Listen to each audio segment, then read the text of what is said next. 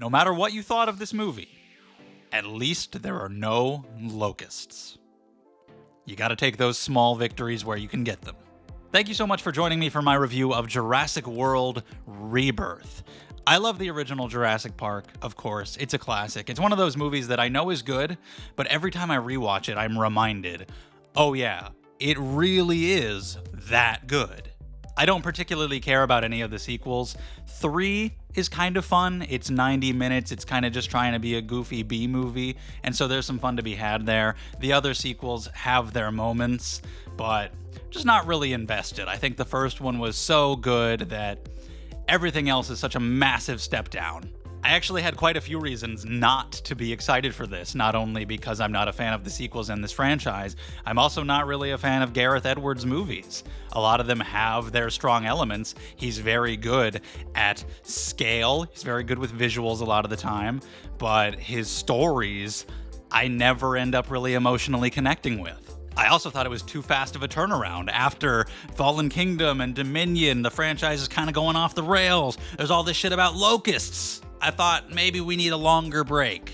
But nope, 3 years later, we're doing it again. Because this franchise prints money. So you gotta make more. So even though it had all those things going against it, I was still curious. I was kind of excited, because even though I'm not a huge fan of the Jurassic Park sequels or Gareth Edwards, I thought they would be a good mix for each other, because he is really good at scale, and it seemed like they were going to be bringing some of the horror elements back, which the first one definitely focused on. It's been sprinkled in here and there for sure, and we've got a really good cast, so I thought this had potential. And for me, yeah, I'd say this is my favorite Jurassic Park sequel. Is it anywhere near the original? No, nothing ever will be, but I had a good time despite a lot of issues with the script.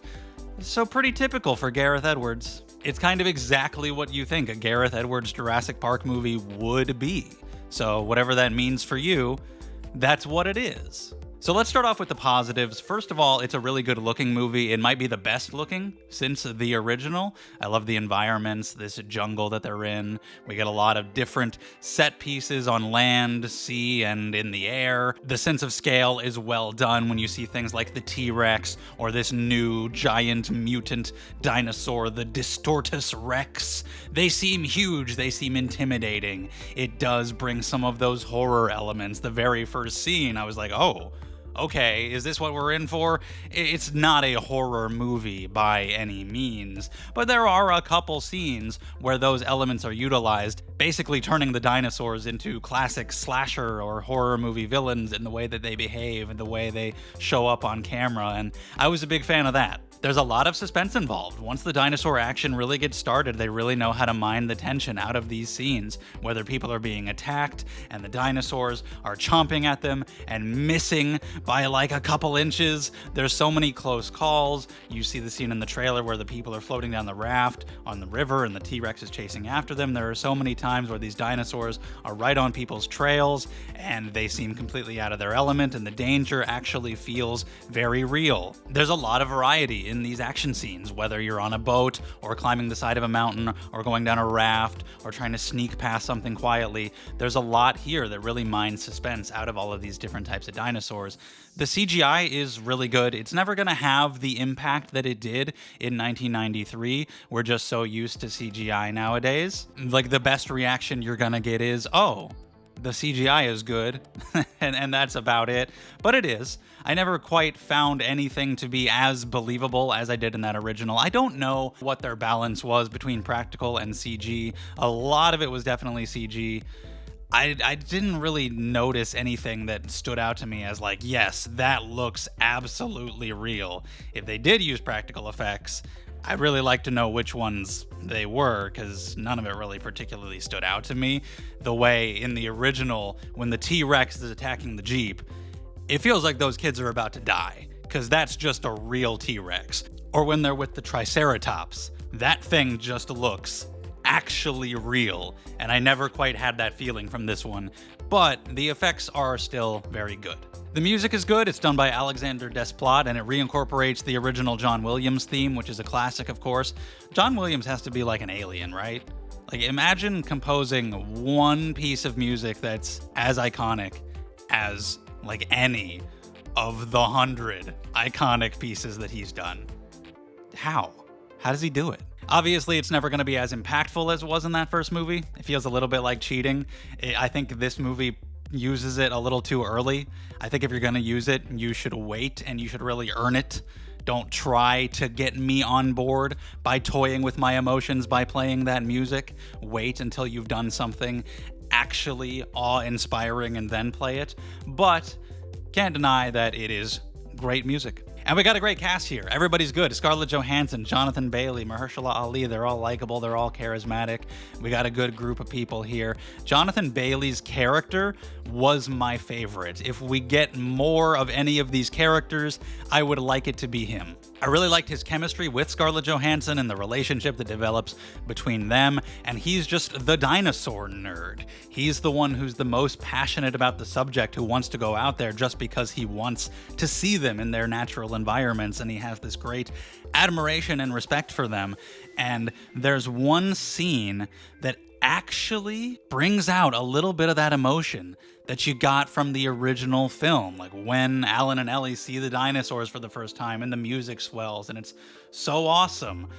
It's nowhere near that level, but it's tapping into a little bit of that. And that's entirely because of his character and his performance, because he is so awestruck and impressed by what he's seeing.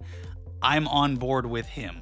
And the music and what we're seeing in this particular scene, these dinosaurs that we've never really seen in these movies before, and the way they look and the way they're behaving, it's one of those scenes where I was like, okay, I actually feel a little bit of that magic. You know, these movies have touched on the fact that in this world, dinosaurs have become mundane. They're ordinary, and a lot of people don't really care anymore, and this movie continues touching on that.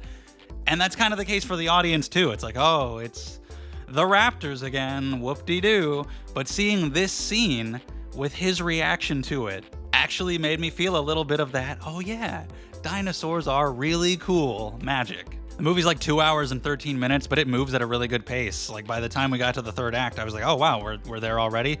I wasn't really bored.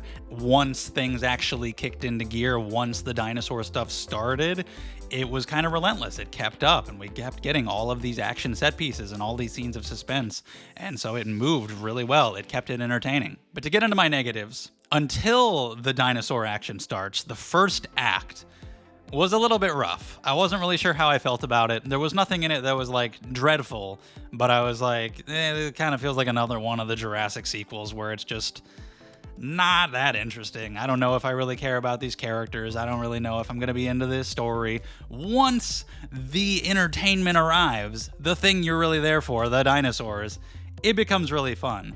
But until then, you gotta kind of slog through the first 20 to 30 minutes, unfortunately. We have a great cast, but the set of characters that we have here are fumbled pretty badly, with the exception of Jonathan Bailey, who was the standout for me. First of all, there are too many characters. In the first film, there were plenty of side characters who got involved in the action as well, but the core group was Alan, Ellie, Ian, and the two kids. In this movie, we're cutting back and forth between two different groups, both of which have at least 4 people in them, and it's just too much.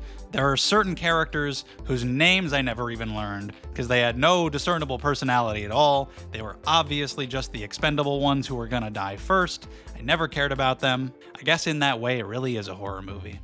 But even once they're picked off and we're left with the more important characters, it feels like there are so many missed opportunities with them. First of all, in terms of character motivation, this entire story is that they're gonna go to this island to draw blood from these living dinosaurs in order to create a cure for heart disease. Which is not an interesting motivation, because like, okay, what does that mean for me, the viewer?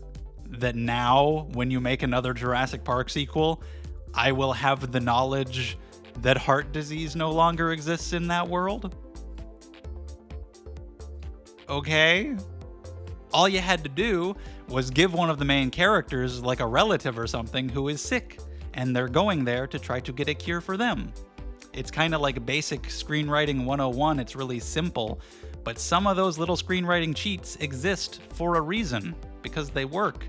It's called character motivation. You kind of need it. So outside of Jonathan Bailey, who's there just because he loves dinosaurs, and I feel that love of them coming through him, the other characters are just there because money. And none of them even need money. We don't see their personal lives. We don't see that they're going to lose their homes, or they can't take care of their child, or anybody is sick, or anything at all like that. They just say, yeah, I would really like to have this money. And that's their entire motivation. And that's just not interesting. I mean, it's realistic. I would also like to have money. But are you going to make a movie about me? Probably not. You need something more interesting. So because of that, the story feels kind of unimportant. It feels a little bit pointless. It doesn't really feel like a rebirth. In a way it does, because we're moving away from the human clones and the locusts and the weird shit that didn't connect with a lot of people, and we're taking it back to basics with people on an island with dinosaurs, and they're trying to escape the island, and I'm glad that they did that. A lot of people have compared it to Jurassic Park 3, and I think that is an apt comparison. But in terms of like a new and exciting direction, there's nothing like that. There's nothing in here that's like, oh yeah, this is why they had to make more of these. This is what they can do with it in the future with more sequels. It's kind of just another one. But it is one of the better ones. So the good guys are severely lacking in motivation, and the bad guy just wants money. That's it. He wants to use them for his own greedy purposes.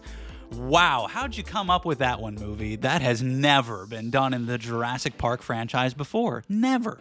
Obviously, you have to have something like that. That's kind of the core of the original film, the greed that allowed something like this to go out of control, and the hubris of man trying to play God.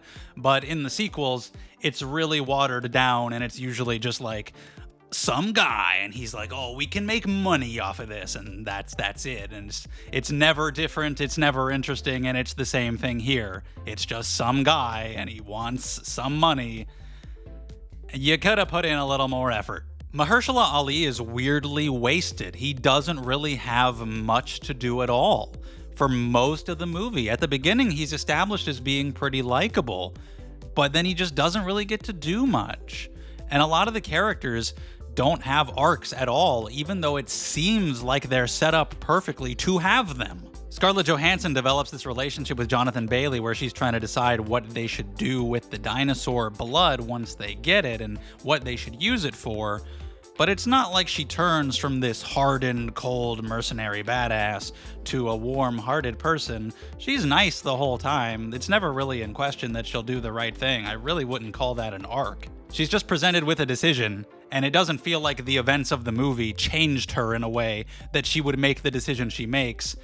I was pretty confident that she would always make that decision. She always seemed pretty nice. Mahershala Ali has this backstory that's briefly mentioned where his child passed away and he's estranged from his wife because of it. And he's very protective of kids and he's a nice guy. And then he just doesn't really get to do much. Okay. There's this other family involved, a father, teenage daughter, a young daughter, and the teenage daughter's boyfriend. And oh my God. They should have really just not had the boyfriend in there because fuck me, dude. What an annoying piece of shit.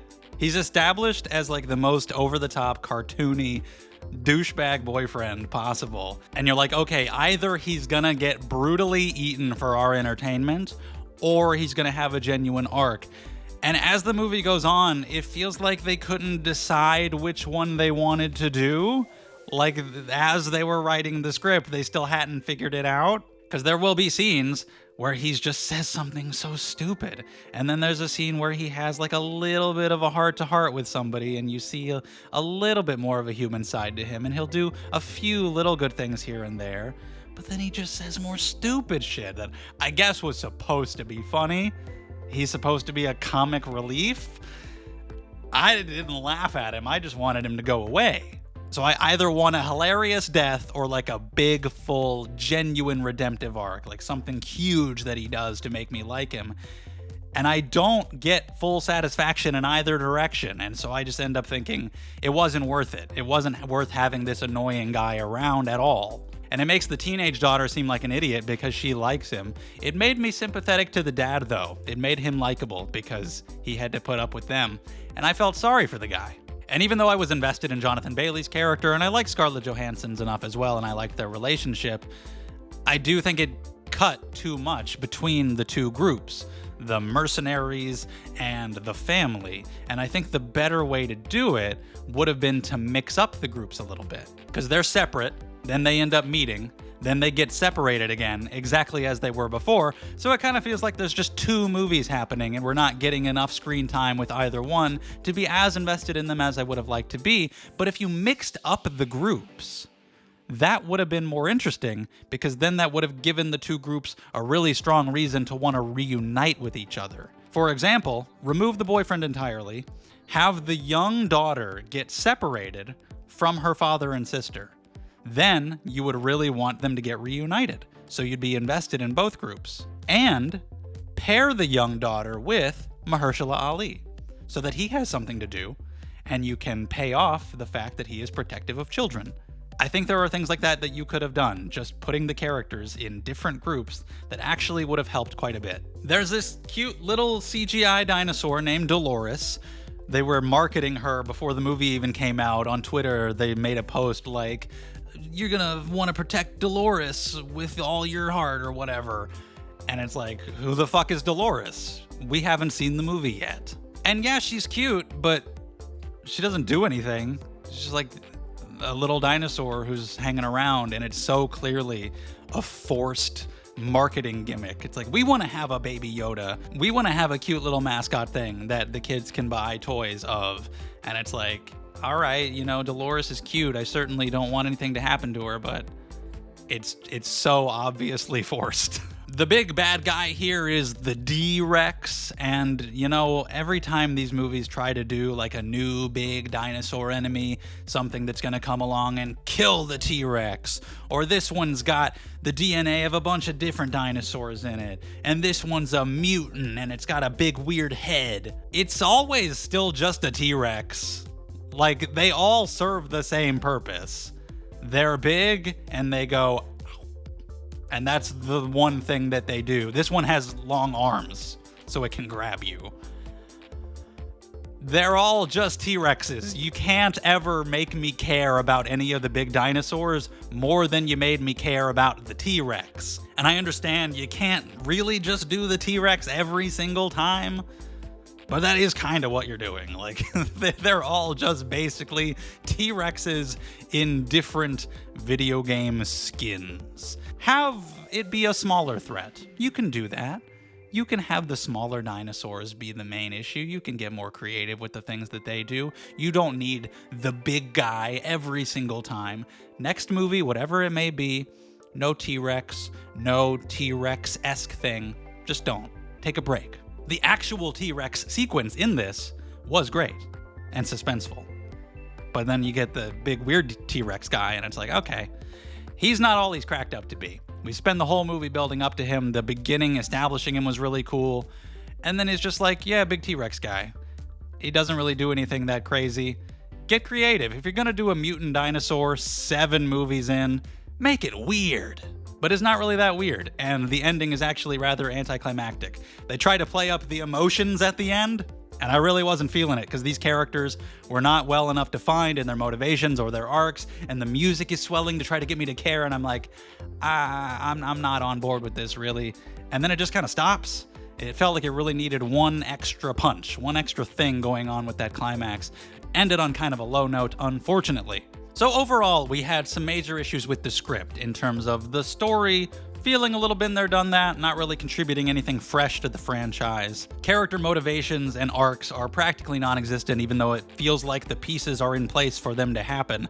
I don't know how long David Koepp had to write this script. He wrote the original film. He's written plenty of good and plenty of bad movies, but I don't know how long he had for this one, but it definitely feels a little rushed in that department. It's not deep by any means, but it is mindless fun. Once the dinosaur stuff really kicks in, it is quite enjoyable. There's a lot of action, a lot of suspense. It looks good. The music is good.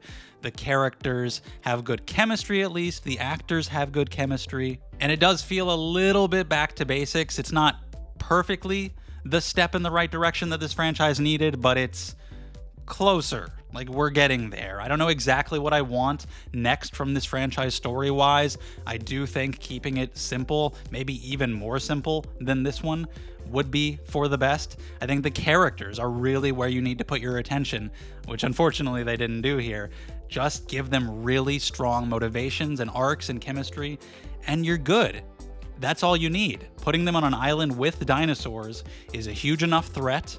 As long as we like the people, it's all good. Because the human characters really do shine in that original Jurassic Park alongside everything else that's amazing about that movie, and we do care about them, and they are a huge part of the runtime. The people are what you're spending the most time with, so you do need to like them. So I completely understand somebody saying, this was just mindless, I didn't care about anything emotionally.